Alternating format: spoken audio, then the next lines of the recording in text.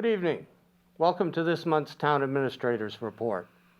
I'm David Watts Jr., and with me is our Town Administrator, Steve Maio. Steve, welcome. Thank you, David. How are you today? I'm doing well. This is also, we're taping on December 15th, and this is today, the 230th anniversary of the ratification of the original Bill of Rights, the first 10 amendments to the Constitution. You know, it's a significant day, and one I think, especially given the last few years, we need to remember. Yeah. And I think when you think back to that document and, you know, written, the brilliance that went into the writing of that, and the brilliance to allow it to adapt with the times. So I just, you know, kind of marvel that has, you know, supported this idea of what America is and was, and how it has evolved. So it's the 230 is incredible when you think about it. It's something that really needs to be remembered and glorified. Absolutely. You know, and taught more than and it is. taught. Well, history in general needs to be taught, but we're going to be looking at history a little bit today, but history of the last year. And so first off, because it's been in the news so much lately with the Omicron variant, what's happening in Wakefield with the COVID-19 situation? Well, you know, I almost feel a strange sense that, you know, some days I sit there and I feel like deja vu all over again. You know, we're going back, Groundhog Day. We're reliving it. You know, we started the year in a very bad place with rising numbers, mask mandates, limiting gatherings. I remember last Christmas season, what was it, 10 per household. But, you know, we have some tools now, right? We have vaccinations. And I would say the latest number in Wakefield as of this kind of session, more than 3/4, probably 78, maybe 79% are fully vaccinated. And a big part of that is that now 5 to 11-year-olds, a lot of them have been vaccinated twice. As grandfathers, that age group has become very important to us. My grandsons are now fully vaccinated, As we know. and I couldn't be happier about that. So we come with some tools, right? We know a little bit more. Although the numbers are of people that are symptomatic or have it, or have COVID-19, it's not as severe for people that are vaccinated. Yes. Now we had a tragic event here, a funeral in Wakefield yesterday. Oh, the 37-year-old police officer who was not vaccinated. Right. Okay. You know, so when you look at those two things together, you can see if you're vaccinated and you're boosted, you have some ammunition to fight this. Right. Was meeting with one of town manager in a community, you know, not too far from us. 50-year-old guy was vaccinated, came down with a very serious case of COVID this summer, and was hospitalized and is only back to, in his words, 85% right now. So it does take a toll on some people. So the best things we can do, we know now, is to get vaccinated. And we've done a good job in Wakefield. Like I said, some age groups are, you know, well over 90%, you know, maybe 100%. Well, we've done a good job in Massachusetts in general. In general, yes. Over the other 50 states, which is, you know, remarkable. But I think nationwide, I still think it's in, 60+%. So it seems to me it's only less than 2 out of 3 people that are fully vaccinated. And there are states where it's 30% or less. So we've done what we can. So when I say it's kind of, you know, I feel like these numbers are rolling in, they're happening again, but we have a little bit more protection than we had before. And I think people are a little bit smarter and, you know, not going to, you know, super spreader type events. But, you know, we did a lot to fight it last year, if we can segue into that, you know, starting with maybe that was 2 years ago. No, that was last year. 2 years ago, the mask giveaway. Maybe we did a mask giveaway. Then we had clinics. We had a number of vaccine clinics when it was hard to get the actual Yes. vaccine. Yes. And we had to beg, borrow, and steal from the federal government to the state to us to run these clinics. We managed close to 1,500 people in a snowstorm at the old American Mutual building one day. Yes. And I've got to say that the community that came in, and that was when it was for first responders and medical personnel and 75 and older. Yes. Yes. And a lot of this age group, this demographic in general, really felt that they got their lives back. And the wonderful comments I got, and the letters and the emails, and we were just doing our job. But during the vaccination, and people were they hadn't seen each other in a year. They hadn't seen their friend across town. And what an experience to go through that. Was really heartwarming. So happy we could do it. Wish that we could do more. And the state did decide to go another way, and that's okay. Plug for what we're doing on December 20th. We are doing a booster clinic at Memorial Hall in Melrose all day. As of today, there was still some spots available. Go on the Wakefield website, www.wakefield.ma.us, book your time, and trying to get those boosters to protect people, because what we are seeing is that the Delta variant and the Omicron are spread much faster. It seems like the virus is smart, right? Sadly. I think sadly the Omicron virus really hangs on to the common cold. It kind of passes, and you can think about how that happens, how that spreads. But if you've gone through the procedures, if you continue to wash your hands, sanitize, wear a mask, get vaccinated and boosted, you may get it, but the severity, for the most part, is much lower. And when you look at those numbers statewide, those who have been vaccinated and boosted are very few of those numbers. We still see breakthrough cases, but they are mildish. But it's also in people who have other, for the most part, other conditions that would make them susceptible. Right. And the other thing is, we can't be, a lot of people were fearful about going out. Don't be fearful. You've done your due diligence. Right. You've done your job. You've got vaccinated. You've got boosted. You wear a mask. Right. And, you don't put yourself, you don't go into the mosh pit, right? You kind of, do that. So I think we have to certainly live our lives, keep our economy open, but we can do some smart things. Yes. And we have some tools now to do it. Absolutely. Absolutely. This last year, we, talking about COVID-19, we've been forced to do a hybrid town meeting Yeah, here in the field house with an outdoor yeah.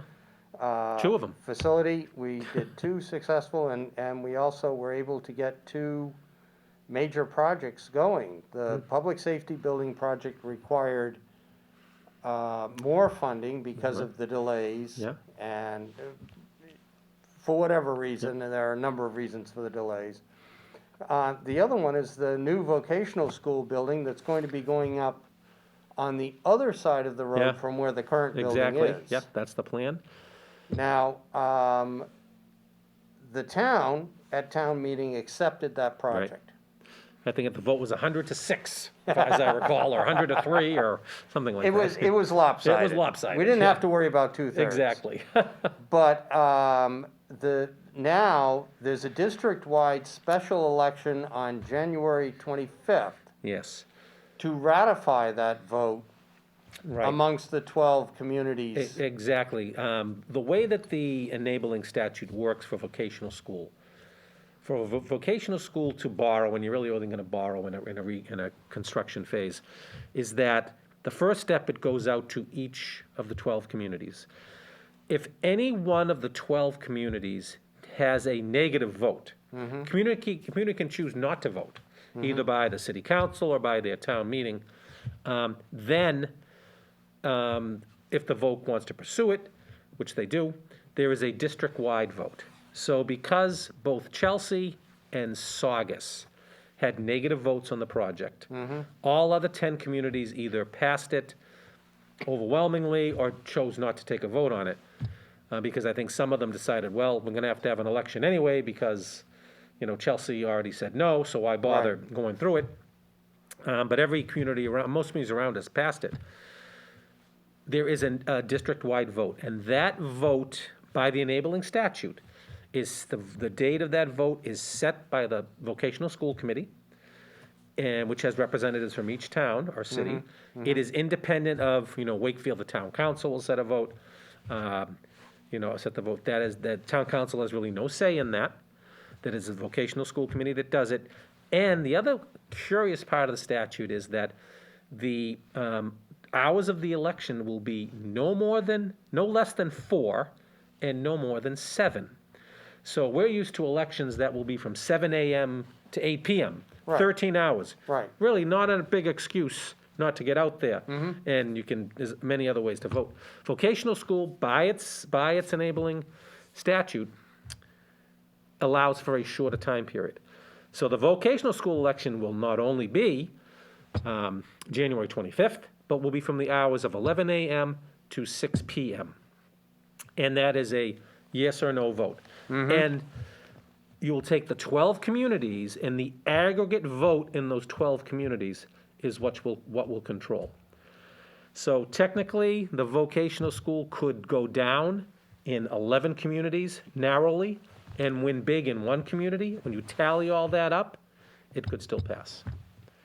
So it is a pretty curious statute to go through. I'd love to know who came up with this idea. Yeah, it was before our time, though. Well, yes and no. But, so January 25th, 11 a.m. to 6 p.m. Yeah, at the Galvin. At the Galvin. Yeah.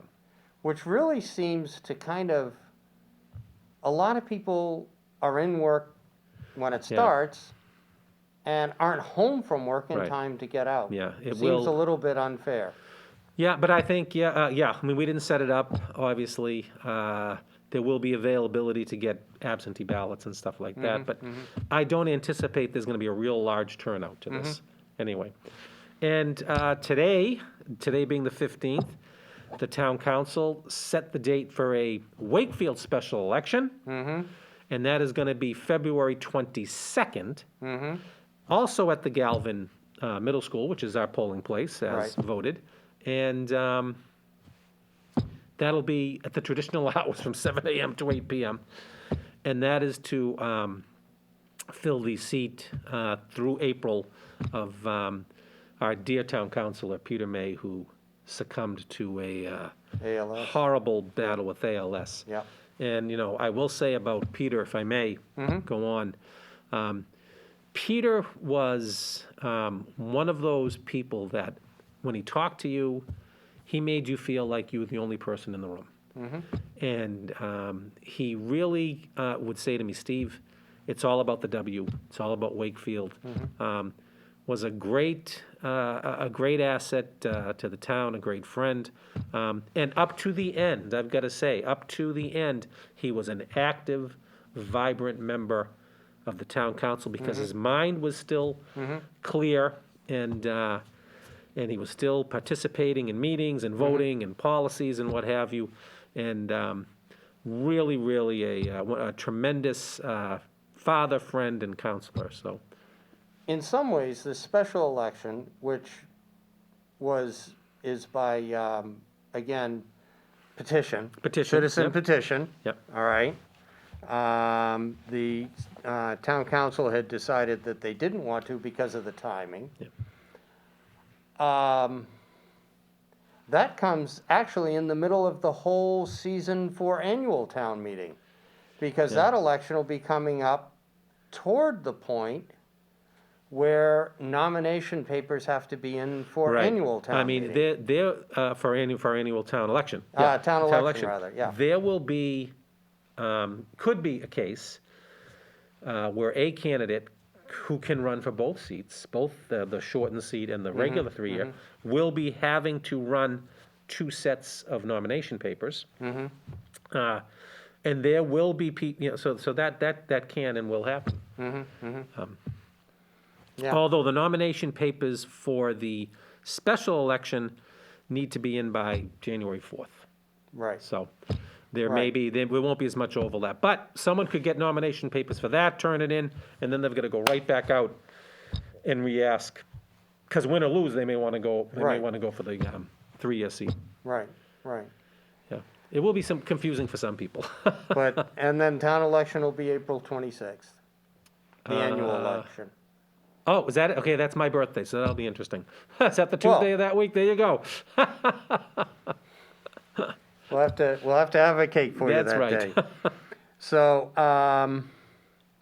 the other thing that the town can be proud of from this year is the Aaa Bond Rating. Yeah, yeah, that's saved us. You know, I had our bond counsel run a little analysis on that, and it saved us in the last few borrowings probably $500,000, $446,000 or so. I think what's really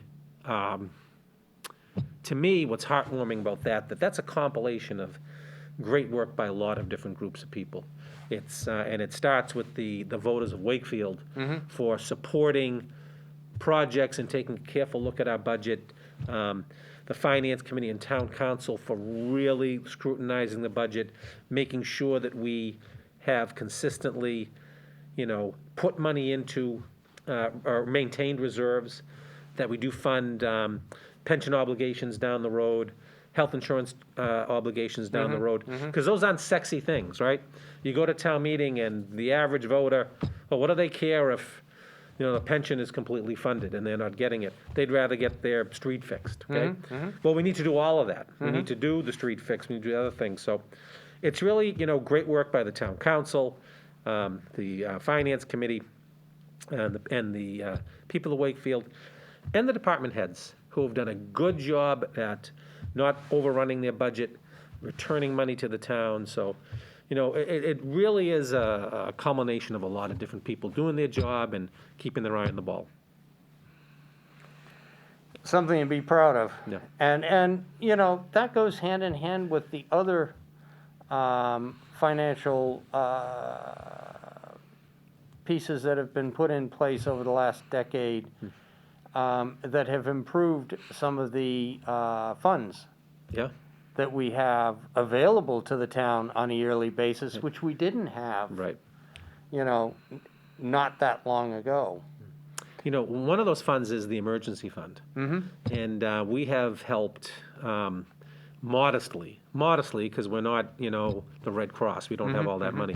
Modestly helped a number of people from, a real tragedy of, they're all tragedies, but a real tragedy of being displaced by fire, like we just had on some units in Aaa Bond Road, to, I just got laid off. I can't cover my rent this month.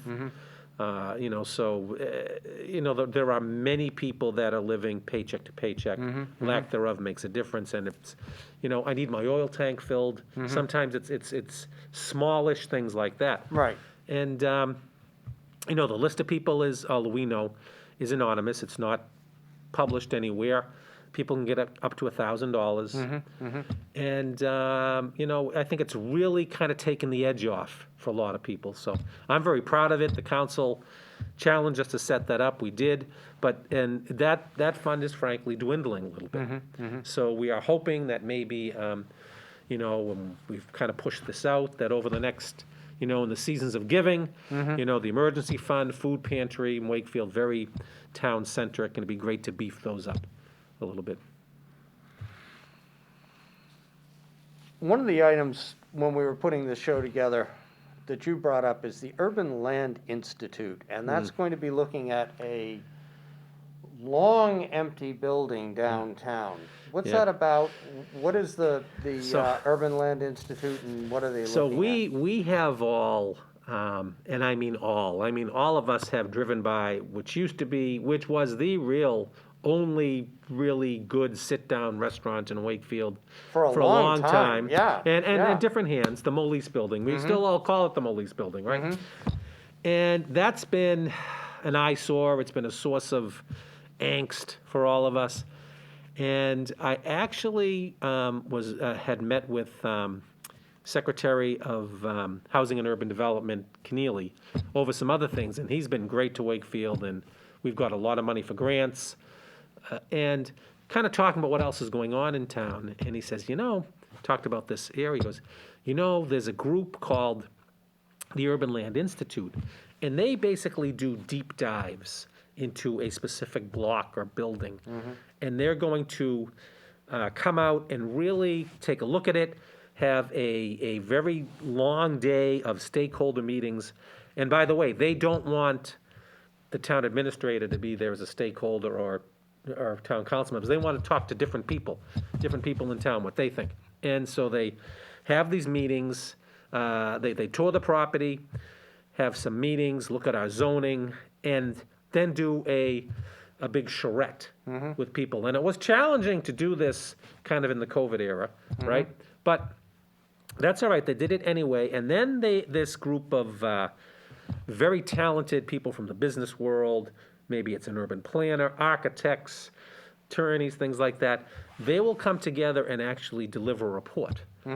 And they did that, and they talked about, mixed-use property, and talked about a mixed-use property that takes advantage of the rail trail that will eventually be built and completed behind it. It's paved now, but the amenities aren't in, and that'll be in a few years, that'll all be done.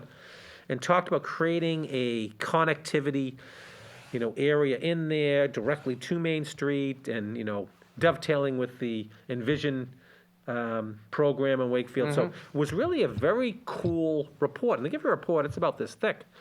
And, after that, and that's on our website and everything, I think that the developer community, right, has looked at it and said, hey, and there has been more activity there. I haven't seen anybody close a deal yet, but there's rumors. So that would really be great. And it was just trying to, what can we do to attract people, and attract people to investing in here and making some changes. So it was really a fun experience, and it really, I did not know about the group until meeting with the secretary, and he kind of said, you might want to try that. So, that was, the office there is great about helping us out with some funding, but also with some advice. So that was really an interesting But it's meeting. also, it's a building that's been empty now for more than a decade. Yeah, It has come close a couple times. a number of times, yeah. And then fallen through the Yeah. cracks. And hopefully, that will also lead to another long-term empty space, the old Wheeler Bike Shop. Yes, that, I would say that particular piece of property, I get calls constantly. And a number of people have said, again, they're close with making a deal. Other people have said, listen, they're having trouble connecting with the landlord. I've made calls to the landlord attorney. I've even said, I'll stake down there to see them, to see if I can make connections, but they don't seem to. And I think you may remember, or may recall, David, we did go to town meeting with a potential bylaw that would require empty storefronts to do something. Either put art in it, or at least register, or potentially be fined. And that did not pass town meeting. And I'm wondering if some people out there are thinking, maybe that's something we should bring back, because maybe that might spur this along a little bit. Yeah, but 'cause we've had some success stories too. Both of those buildings have been virtually unoccupied for years. For years. I was hopeful when they did some of the facade work at the ski shack, but ended there. Pretty much. And that building is surrounded by some pretty successful businesses on either side. Yeah, and there's no reason a successful business couldn't Yeah. go in there, Exactly. in the way that Sweet Bay has taken Oh, over the old yeah. Stylecraft building.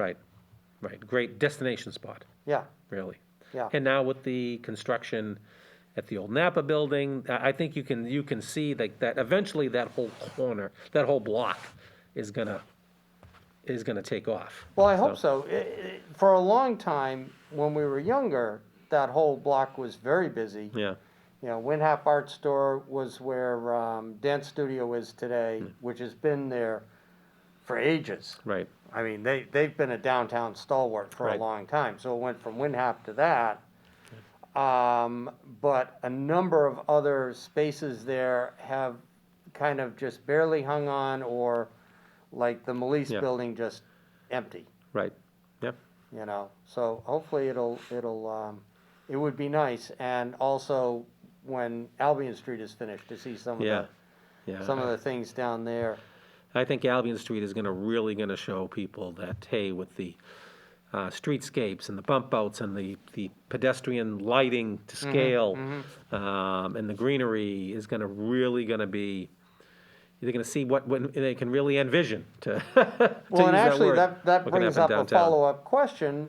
Some years ago, the process was started to make Albion Street between Main and North Avenue the Arts District. Yeah. Where is that project Well, at I this think that's stage? still ongoing. I think you're seeing that. In fact, the Albion Cultural Exchange, which has really been transformed inside, again, getting a little bit of money from the government here, a little bit of money here, you know, kind of had to stop some of that during COVID, right? Right. But thinking of bringing some more activities down there, and the activities they've had have done really good, really well, and that can only grow, and we'll be looking at that. Stay tuned, more is gonna happen on that. Well, I mean, it's been, despite all of the issues of the last 2 years with COVID, we have at least seen some progress in the right direction.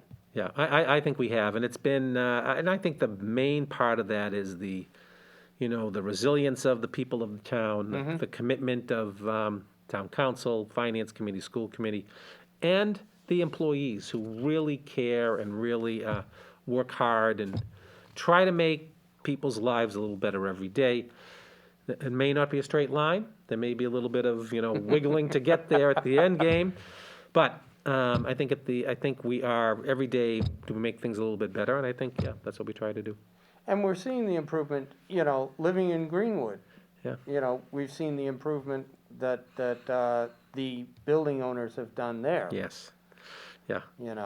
And Part of the federal funds that are available, we're going to be talking about that this week, and we have the next 3 years to really kind of consider it. Part of the use of that money can be for some facade improvements in the business district to kind of bring back, help the businesses bring back. Maybe it's digital marketing for them. Maybe it's some other items. So we do have the some opportunities now to make some great changes in for people's business and personal lives. So I think I'm hopeful. Let's put it that way. Well, and just a little peek forward, our next show in January, which will be the beginning of our 14th season, I think. Yeah, there will be. Will be on the Vision 2030 plan that's been discussed. Yeah. So that'll be coming up too. But this is the end of 2021 for this show. Yeah, I think 2021 has ended very well. Much better than we thought it was going to end at the April of the April 2021 town meeting, I guess. A little bit better than we thought. Certainly better than the April 2020 meeting, we thought. So we're, we took those hard steps and as a community together. And hopefully, if people, please get the booster. If you haven't been vaccinated, get vaccinated. Let's move on. Absolutely. Get this behind us. Absolutely. And I want to wish you and your family a Merry Christmas and a Happy New Year. Yours as well, especially with the grandkids. Enjoy the grandkids. Oh, absolutely. And to everyone out there who's been viewing us this year, Merry Christmas, Happy New Year, Happy Holidays. Be safe. We'll see you in 2022. Absolutely. Thank you. Thank you.